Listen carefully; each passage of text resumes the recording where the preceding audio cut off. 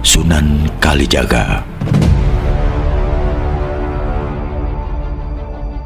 Sunan Kalijaga merupakan salah satu tokoh Wali Songo yang cukup berpengaruh dalam menyebarkan agama Islam. Sunan Kalijaga merupakan salah satu tokoh Wali Songo yang cukup berpengaruh dalam penyebaran ajaran agama Islam, terutama di Pulau Jawa. Ilmu keagamaan yang beliau miliki cukup tinggi, sehingga beliau mampu menyebarluaskan syariat Islam di tanah Jawa. Beliau merupakan seorang ulama besar yang menjadi panutan orang Muslim di Indonesia.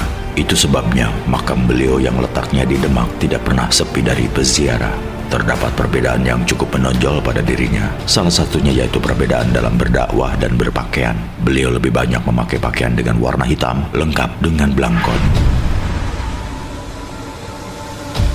Biografi Sunan Kalijaga. Nama asli dari Sunan Kalijaga yaitu Raden Said.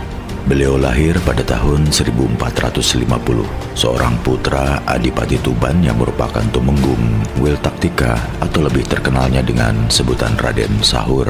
Beliau memiliki beberapa nama lain, diantaranya yaitu Pangeran Tuban, Raden Abdurrahman, Lokajaya, dan Syekh Malaya. Terdapat asal-usul mengenai nama Kalijaga menurut masyarakat yang berada di Cirebon, tepatnya di desa Kalijaga di Kabupaten Cirebon. Ketika beliau tinggal di Cirebon, beliau sering melakukan kegiatan berdiam diri di sungai atau menurut bahasa Jawa yaitu Jogo Kali. Kegiatan berdiam diri tersebut karena atas perintah Sunan Bonang. Kisah sejarah Sunan Kalijaga sebelum diangkat menjadi Wali Songo.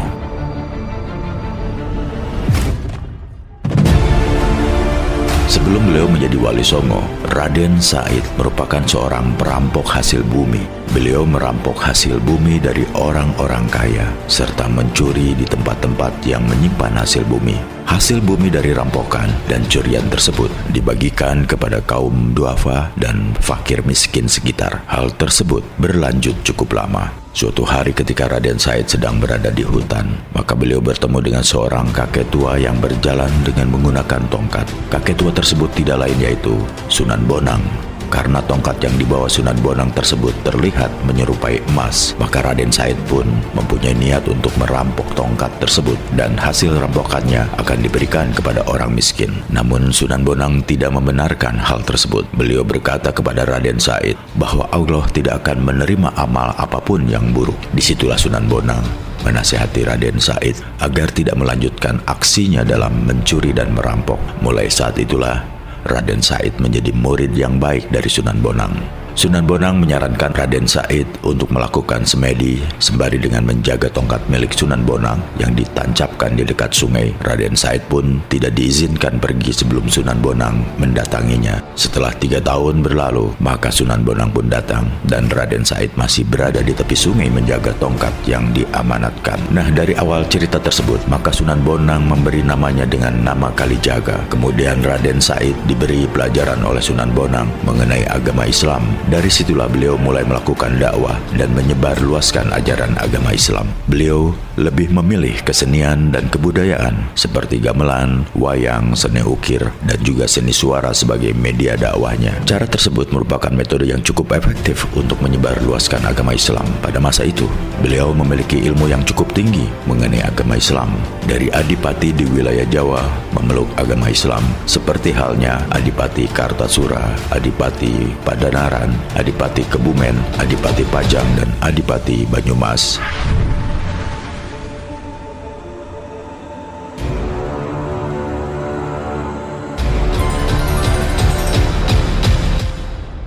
Keturunan Sunan Kalijaga.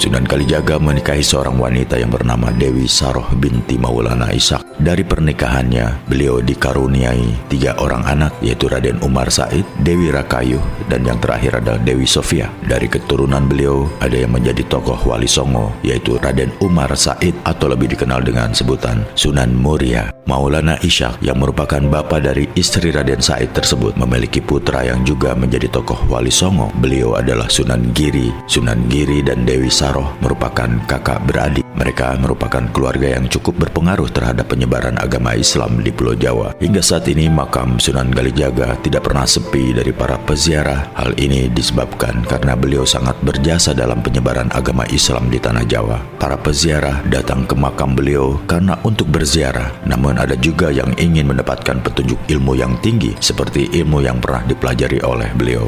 Bagi mereka yang ingin memiliki ilmu yang tinggi dari beliau, maka harus siap secara lahir dan batin. Selain itu, Anda juga harus memiliki tekad kuat, karena untuk memiliki ilmu yang tinggi, maka dibutuhkan usaha dan kerja keras. Anda juga harus ingat untuk menggunakan ilmu tersebut dalam hal positif dan bermanfaat untuk diri sendiri dan orang lain.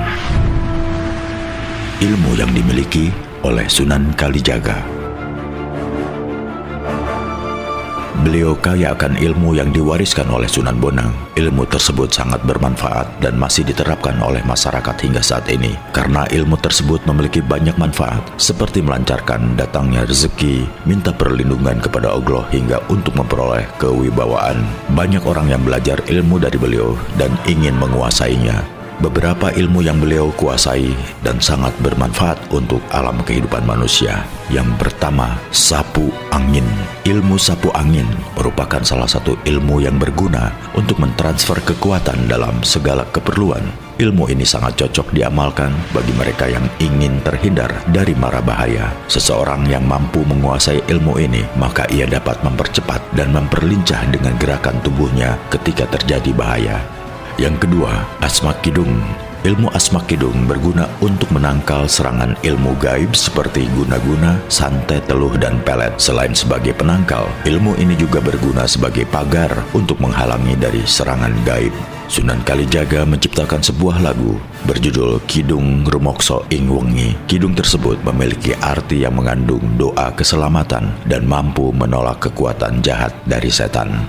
Yang ketiga, Aji Tapa Pendem. Aji Tapa Pendem merupakan ilmu yang berguna untuk keselamatan dan memiliki kekuatan supranatural tinggi. Untuk memperoleh ilmu ini, maka dapat ditempuh dengan dua cara, yaitu mengubur badan di dalam tanah sebatas leher dalam waktu yang cukup lama. Sedangkan cara yang kedua, yaitu mengubur seluruh badan di dalam tanah. Yang keempat, Aji Kungkum. Aji Kungkum merupakan ilmu yang bermanfaat untuk ajian silat secara gaib untuk perlindungan dan menjaga keselamatan diri. Kata kungkum berasal dari bahasa Jawa, artinya berendam. Untuk memperoleh ilmu ini, maka seseorang harus berendam di dalam sungai dalam waktu yang lama.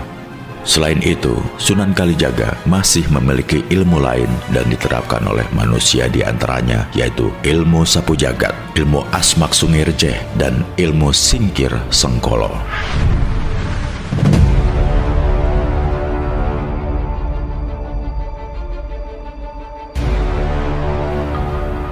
Kisah perjalanan Sunan Kalijaga.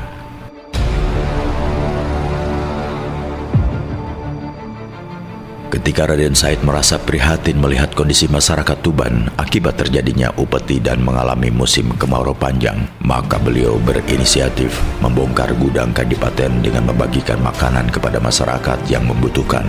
Namun kala itu, beliau tertangkap basah dan ditangkap oleh penjaga gudang, kemudian dilaporkan kepada ayah Raden Said. Dalam perjalanannya berdakwah, setiap wali sudah pasti memiliki metode atau cara yang unik dalam penyebaran ajaran agama Islam. Hal ini bertujuan untuk memikat hati masyarakat, dan metodenya tersebut dapat ditangkap oleh masyarakat. Begitupun Raden Said, beliau memiliki metode tersendiri dalam menyiarkan ajaran agama Islam di tanah Jawa. Nama kecil beliau menurut sejarah yaitu Raden Said dan Raden Mas Sahid. Ketika beranjak dewasa, beliau mulai giat belajar dalam menuntut ilmu, khususnya ilmu mengenai agama Islam. Beliau berguru kepada Sunan Bonang, Sunan Ampel, dan Sunan Gunung Jati. Menurut sejarah, beliau memiliki usia hingga 100 tahun. Itu artinya beliau mengalami masa berakhirnya kekuasaan di Kerajaan Majapahit. Raden Said mengalami masa Kesultanan Demak, Banten, dan Cirebon. Bahkan beliau juga pernah merasakan Kerajaan Pajang yang dibangun pada tahun 1546 Masehi dan Kerajaan Mataram pada pemerintahan Senpati. Beliau juga berpartisipasi dalam merancang pembuatan Masjid Agung Cirebon dan Masjid Demak. Raden Said merupakan salah satu putra dari Adipati Tuban. Beliau adalah sosok yang sangat dekat dengan rakyat miskin atau jelata. Ketika terjadi masa kemarau panjang dan membuat para petani gagal panen dengan waktu yang bersamaan, maka pemerintahan pusat juga membutuhkan dana yang besar untuk mengatasi masalah pembangunan. Jadi rakyat miskin pada saat itu mau tidak mau harus membayar pajak dalam jumlah yang tinggi. Dengan melihat kondisi yang kontradiksi antara pemerintahan dengan rakyat jelata, membuat Sunan Kalijaga ingin lebih dekat dengan rakyat jelata. Dengan begitu beliau langsung bergerak cepat tanpa harus berpikir panjang untuk segera membantu rakyat. Raden Said mencuri hasil bumi di gudang penyimpanan milik ayahnya untuk dibagikan kepada fakir miskin dan rakyat jelata. Sebenarnya hasil bumi tersebut merupakan upeti dari masyarakat untuk disetorkan ke pemerintahan pusat. Biasanya Raden Said melakukan aksinya tersebut pada malam hari dan langsung membagikan hasilnya kepada rakyat jelata dengan cara sembunyi-sembunyi. Namun seiring berjalannya waktu, maka penjaga gudang akhirnya merasa curiga karena jumlah upeti yang terdapat di gudang semakin berkurang jumlahnya. Pada akhirnya aksi Raden Said tersebut diketahui dan kemudian dimarahi habis-habisan oleh ayahnya, sehingga beliau mendapat hukuman untuk tidak boleh keluar dari rumah.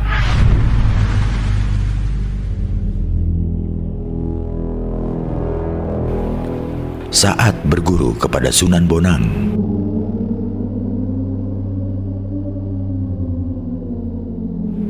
Setelah Raden Said diusir oleh ayahnya dari rumah, maka beliau tinggal di hutan Jatiwangi. Namun lagi-lagi, beliau tetap melakukan aksinya untuk bisa membantu fakir miskin dan rakyat jelata. Pada saat melakukan aksi tersebut, maka dia tidak menggunakan nama aslinya, melainkan menggunakan nama Brandal Lokajaya.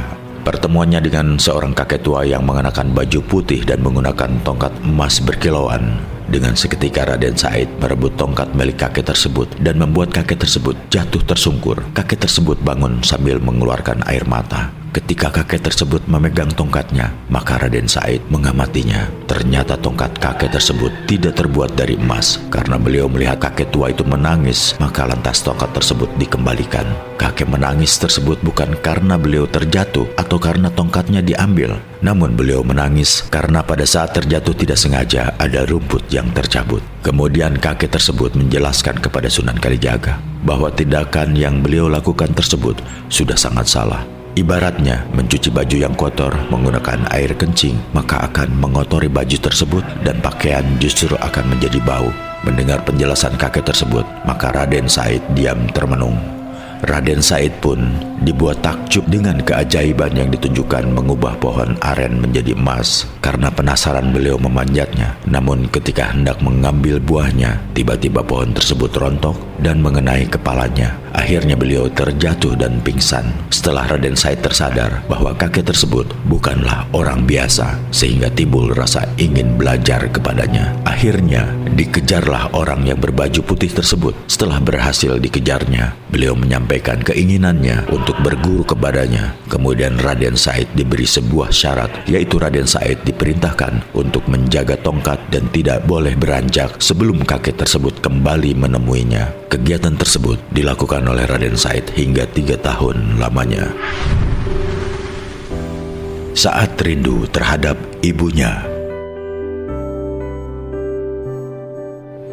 Ibu kandung Raden Said tidak pernah tahu jika putra kesayangannya telah kembali ke tanah kelahirannya. Beliau kembali ke Tuban, hanya saja tidak secara langsung kembali ke istana Kadipaten Tuban, melainkan singgah ke tempat Sunan Bonang terlebih dahulu dan berguru tentang ilmu agama dan mengamalkannya. Untuk mengobati rasa kerinduannya terhadap ibu kandungnya, maka Raden Said selalu membacakan ayat suci Al-Quran dan ditujukan untuk kekeluarganya yang berada di istana Kadipaten Tuban. Selain itu, beliau juga mengarahkan ilmu agamanya yang selama ini berguru kepada Sunan Bonang. Suara lantunan ayat suci Al-Quran tersebut mampu menggetarkan dinding istana Kadipaten. Sunan Kalijaga tidak bersedia untuk menggantikan kedudukan ayahnya. Kemudian kedudukan adipati tersebut diwariskan oleh cucunya yang bernama Empu Supa dan Dewi Rasulan. Kemudian Raden Said melanjutkan perjalanannya untuk menyiarkan agama Islam di Jawa Barat dan Jawa Tengah. Dalam memimpin umatnya, beliau merupakan sosok yang sangat arif dan bijaksana. Karena kearifannya, maka saat beliau berdakwah, maka ilmunya sangat mudah diterima oleh masyarakat secara luas. Pada saat beliau melakukan syiar Islam di daerah pinggiran dan dekat dengan hutan lebat, beliau dicegat segerombolan perampok yang sudah terkenal kekejamannya. Raden Said tersebut berkata dengan polos pada perampok, jika beliau tidak memiliki harta apapun. Segerombolan perampok tersebut tidak mempercayainya. Kemudian mereka memeriksa Sunan Kalijaga dan beliau hanya tersenyum saja. Namun tidak lama kemudian, beliau memberikan pelajaran terhadap perampok tersebut dengan harapan para perampok tersebut bisa kembali pada jalan yang benar. Ketika semua kawanan perampok tersebut mulai menyerang, maka kemudian Raden Said langsung mengibaskan kain panjang yang dikenakan pada perampok tersebut. Dengan begitu, segerombolan perampok langsung terpental jauh. Metode dakwah yang diterapkan oleh Sunan Kalijaga. Dalam kegiatan berdakwahnya, beliau memiliki metode yang hampir sama dengan Sunan Bonang, yang merupakan salah satu tempat bergurunya. Paham keagamaannya tersebut yaitu berbasis salaf dan bukan sofistik, panteistik, atau suatu pemujaan semata. Beliau juga menerapkan kesenian sebagai media dakwahnya. Beliau sangat yakin bahwa agama Islam sangat mudah untuk dipahami dan diterapkan dalam kehidupan sehari-hari dengan menggunakan metodenya. Maka kebiasaan-kebiasaan lama para masyarakat hilang dengan sendirinya. Beliau menggunakan seni wayang, seni ukir, seni suara, serta seni gamelan sebagai media dakwahnya. Sedangkan seni suara suluk juga diterapkan dalam berdakwah. Beberapa lagu suluk diciptakan oleh beliau yang hingga kini masih populer, antara lain lagu Lir Ilir dan Gundul-Gundul Pacul. Metode yang diterapkan beliau ini sangat efektif karena Adipati Jawa sebagian besar memeluk agama Islam melalui beliau. Pusaka peninggalan dari Sunan Kalijaga. Nama Sunan Kalijaga memang sangat melegenda di masyarakat hingga kini, khususnya di tanah Jawa. Dalam pendekatannya untuk lebih taat kepada Allah Subhanahu wa Ta'ala, yaitu dengan lebih banyak mendekatkan diri melalui berzikir. Beberapa macam zikir beliau ajarkan kepada murid-muridnya yang berguru kepada beliau, seperti halnya berzikir dengan lisan, hati, ruh, nafas, dan lain-lain. Ketika menjalankan dakwah di Pulau Jawa, beliau memiliki sejumlah benda pusaka yang diketahui selalu menemaninya saat berdakwah. Konon katanya, Raden Said memiliki ilmu kesaktian dan kanuragan yang tidak lain karomah beliau sebagai seorang wali. Ilmu yang beliau miliki tersebut dikenal sebagai ilmu Aji Jagat. Meskipun beliau memiliki karomah yang sangat luar biasa, namun tidak membuat beliau menjadi lupa diri. Akan tetapi beliau menggunakan ilmu tersebut untuk berdakwah serta menyebarluaskan ajaran agama Islam di seluruh pelosok tanah Jawa. Menurut cerita yang telah beredar di kalangan masyarakat luas di Jawa, bahwa Sunan Kalijaga memiliki beberapa benda pusaka. Benda pusaka yang beliau miliki diantaranya yaitu api alam, keris Nyai Cerubuk, batu bobot, sendang atau sumur, tongkat Kalimasada, dan rompi Ontokusumo atau benda pusaka yang terbuat dari kulit kambing. Oleh karena itu, perjuangannya dalam menyebarkan agama Islam harus selalu kita hormati dan dilanjutkan perjuangannya. Ketika beliau mengajak orang untuk masuk Islam, yaitu menggunakan metode yang cukup santun, arif, dan menarik hati masyarakat tersebut. Perjalanan dakwahnya dalam mengajak orang untuk masuk Islam, yaitu menggunakan niat yang tulus tanpa menggunakan cara apapun. Cerita di balik lukisan Sunan Kalijaga. Pernahkah Anda menggambarkan 9 wali atau wali songo penyebar ajaran agama Islam di Pulau Jawa? Gambar wali songo tersebut sangat terkenal karena dibuat poster dan dijual di pasaran.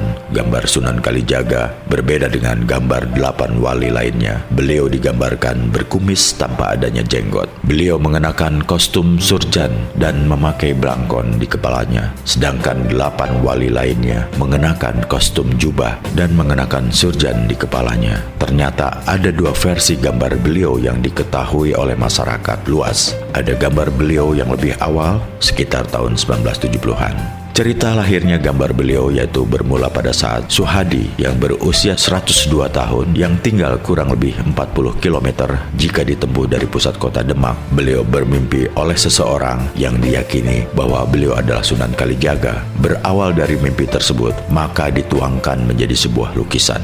Berdasarkan mimpi tersebut, maka dibuatlah lukisan beliau yang kemudian ditunjukkan kepada Raden Ahmad Mulyadi, yaitu seorang sesepuh atau juru kunci masjid dan makam Raden Said. Beliau sangat terperanjat karena lukisan yang diberikan itu sama persis dengan orang yang pernah hadir dalam mimpinya hampir 10 kali.